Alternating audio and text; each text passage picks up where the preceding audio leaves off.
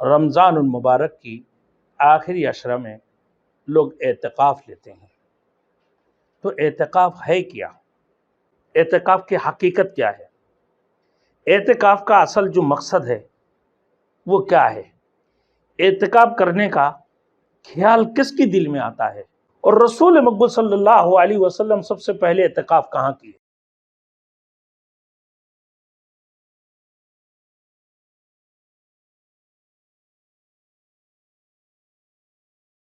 Thanks for watching. Don't forget to like, comment, share and subscribe to Maulana Habibullah Rouhani Official. نحمد و نصلی علی رسولہ الکریم اما بعد فاعوذ باللہ من الشیطان الرجیم بسم اللہ الرحمن الرحیم انا انزلناہ فی لیلۃ القدر وما ادراک ما لیلۃ القدر لیلۃ القدر خیر من الف شہر۔ میرے محترم دوستو بزرگ، رمضان المبارک کی آخری عشرہ میں لوگ اعتکاف لیتے ہیں، تو اعتکاف ہے کیا؟ عبادت کی اعتبار سے عبادت کیا ہے؟ اعتکاف کیا ہے؟ اور جو لوگ اعتکاف لیتے ہیں نا، اصل ان کی مقصد کیا ہے؟ اور اعتکاف لینے والوں کی حقیقت، اعتکاف کی حقیقت کیا ہے؟ اعتکاف کا اصل جو مقصد ہے وہ کیا ہے؟ اعتکاف کرنے کا خیال کس کی دل میں آتا ہے جو اعتکاف لیتا ہے؟ کہ کس کی دل میں اعتکاف لینے کا خیال آتا ہے؟ یہ بھی دیکھو مسلمانوں میں کس کی دل میں آتا ہے اعتکاف لینے کا خیال؟ اللہ تعالیٰ کی علاوہ باقی تمام مخلوق سے الگ ہونے کا کیا برکات ہے؟ اللہ تعالیٰ کے علاوہ باقی تمام مخلوق سے الگ ہونے کا کیا برکات اور کیا فضیلتیں ہیں؟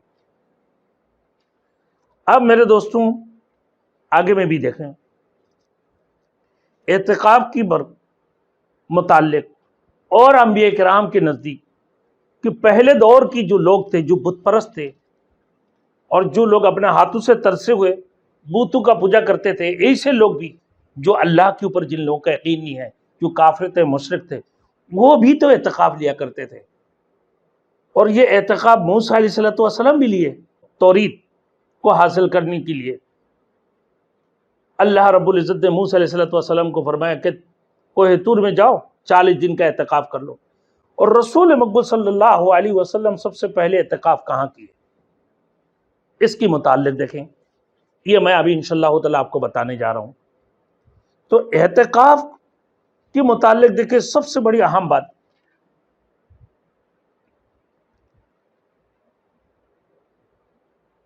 دنیا کو امتحان اور عمل کی جگہ بنایا اللہ رب العزت نے، دنیا کو امتحان عمل کی جگہ، والحیات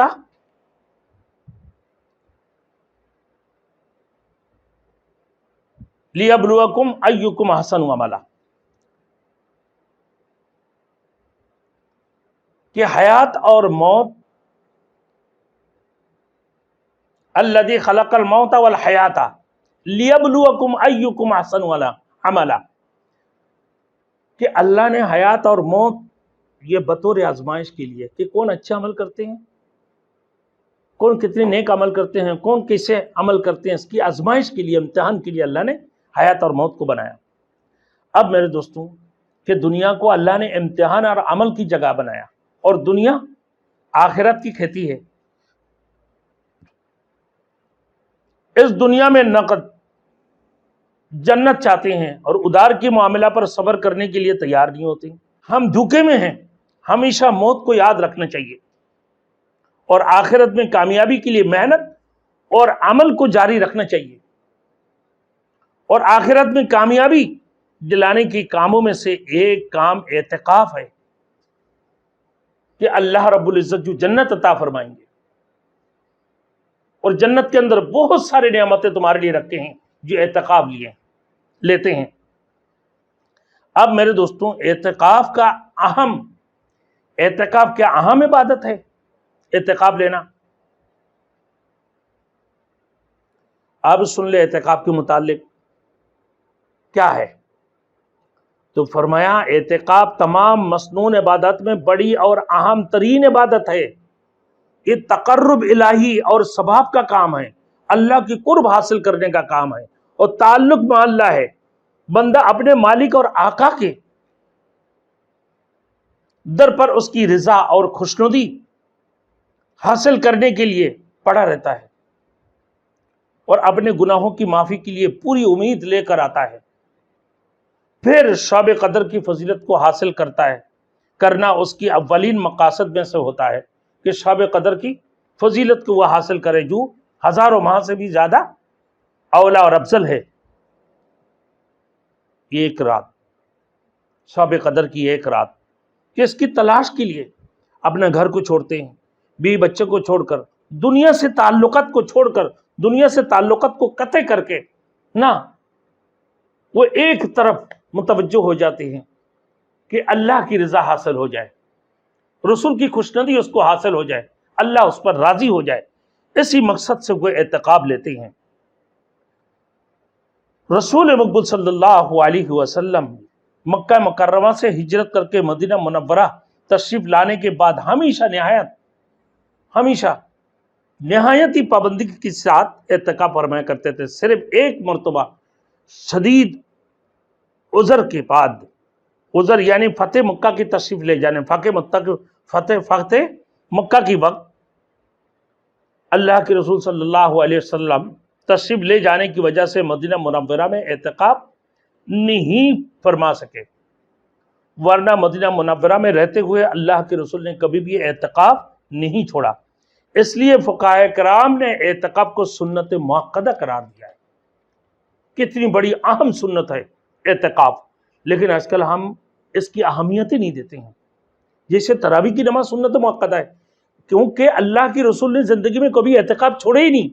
صرف ایک مرتبہ اللہ کے رسول صلی اللہ علیہ وسلم کی عذر پیش آئے تھے، وہ اس صورت میں کہ اللہ کے رسول مکہ میں فتح مکہ کی وقت میں اللہ کے رسول مکہ میں چلے گئے تھے، لیکن مدینہ ہوتے ہوئے اللہ کے رسول کبھی بھی اعتکاف نہیں چھوڑا. اب معتکف جو اعتکاف لیتے ہیں، اصل مقصد مسجد میں حضور صلی اللہ علیہ وسلم یعنی مسجد میں حاضر ہو کر، حضور ہو کر اللہ تعالیٰ کی قرب حاصل کرنا، اللہ کی گھر پڑے رہنا، یہ ایک مستقل عبادت ہے. غلامی اور عبدیت کی شان ہے، غلامی عبدیت کی شان ہے. اور ہر معتکف نے اعتکاف کی نیت کے ذریعے یہ عہد کیا ہے کہ اے اللہ، تیرے گھر اتنے دن پڑا رہوں گا، تیرے گھر اتنے دن پڑا رہوں گا جب تک رمضان المبارک کا مہینہ ختم نہ ہوگا. اس لیے شدید ضرورت کی بغیر مسجد سے باہر نکلنا اس عہد کے خلاف ہوگا. معتکف کے اصل مقصد تیرے گھر میں اتنے دن پڑا رہوں گا جب تک رمضان المبارک کے مہینہ ختم نہ ہو.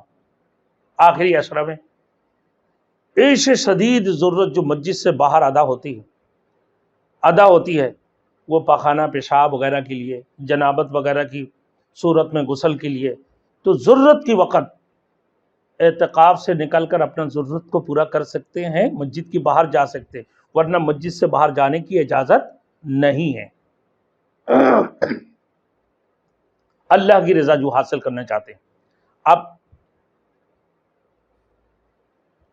اب میرے دوستوں، اعتکاف کی حقیقت ہے کہ ہر طرف سے 100 ہو کر سب سے ہر قسم کی تعلقات ختم کر کے بس اللہ کی دیوانگی میں اللہ سے لو لگانا، تعلق میں اللہ حاصل کرنے کے لیے مسجد کی کسی بھی جگہ پر بیٹھ جائیں اور سب سے الگ تنہائی میں اللہ تعالیٰ کی عبادت، اسی کے ذکر و فکر میں مشغول رہے. یہ خاص بلکہ اسپیشل لوگوں کی عبادت ہے. اس عبادت کے لیے بہترین وقت رمضان المبارک بلکہ اس کی آخری عشرہ ہے. آخری عشرہ یعنی 20 کے سورج غروب ہونے کے بعد سے شروع ہو جاتی ہیں، عصر کی بعد سے 20ویں رمضان یعنی عصر کی بعد سے یہ سورج غروب ہونے سے پہلے مسجد میں داخل ہو جانا. اب یہ وقت اعتکاف کی یعنی آخری شب عید الفطر تک، چاند نظر آنے تک یہ اعتکاف 10 دن کا، یہ سنت مؤکدہ ہے. اس سے یہ 10 دن سے کم سنت مؤکدہ نہیں ہوگا. ہاں 20ویں رمضان سے لے کر چاند نظر آنے تک یہ آخری شب، یہ آخری عشرہ، یہ کیا ہے؟ سنت مؤکدہ ہے. اور اگر کوئی 1 دن 2 دن 3 دن کے لیے اعتکاف کرتے ہیں وہ نفلی اعتکاف ہے لیکن سنت ادا نہیں ہوگا۔ اب اعتکاف کا جو مقصد ہے شب قدر کو تلاش کرنا اور اس کی فضیلت کو حاصل کرنا ہے۔ اعتکاف کی حالت میں کیونکہ پورا دن مسجد میں انسان گزارتے ہیں، پورا وقت مسجد میں گزارتا ہے، اس لیے اعتکاف کی حالت میں مسجد میں سونا اور آرام کرنا بھی عبادت میں شمار ہوتا ہے۔ اس لیے ہمیشہ اعتکاف کرنے کی کوشش کرنی چاہیے۔ جب بھی بندہ کوئی بھی مسجد میں داخل ہو تو وہ اعتکاف کی نیت کر کے داخل ہو جائے۔ اگر وہ اس میں تسبیح بھی کر رہا ہے، قرآن مجید تلاوت کر رہا ہے، نماز پڑھ رہا ہے، اس کو اعتکاف کی ثواب بھی ملے گا، نفلی اعتکاف کے اس کو ثواب ملیں گے اور وہ نفلی اعتکاف ہو جائیں گے۔ اب یہ بات بھی ہے بھائی، اعتکاف کرنے کا خیال کس کے دل میں آتا ہے؟ اللہ تبارک و تعالی جب کسی کے ساتھ خاص رحمت کا ارادہ فرماتے ہیں تو اس کی قلب میں خلوت اللہ ڈال دیتا ہے، پیدا فرما دیتے ہیں، تو وہی اعتکاف لیتا ہے۔ وَإِذِ اعْتَزَلْتُمُوهُمْ وَمَا يَعْبُدُونَ إِلَّا اللَّهَ فَأَوُوا إِلَى الْكَهْفِ يَنشُرْ لَكُمْ رَبُّكُمْ مِنْ رَحْمَتِهِ وَيُهَيِّئْ لَكُمْ مِنْ أَمْرِكُمْ مَرْفَقًا۔ جب تم ان لوگوں سے الگ ہو گئے ہو، اصحاب کہف کے متعلق فرمائیں، ان کے معبودوں سے بھی، مگر اللہ سے تم غار میں چل کر پناہ لو تو تم پر تمہارا رب اپنی رحمت پھیلا دے گا۔ اصحاب کہف کے اوپر اللہ اپنے رحمت پھیلا دی اور تمہارے لیے تمہارے اس کام میں بھی کامیابی کے سامان درست کر دے گا۔ بہت بڑی بات ہے یہ۔ آگے اللہ تعالیٰ کے علاوہ باقی تمام مخلوق سے الگ ہونے کی برکات میں انشاءاللہ تعالیٰ آپ لوگوں کو بتا دوں گا۔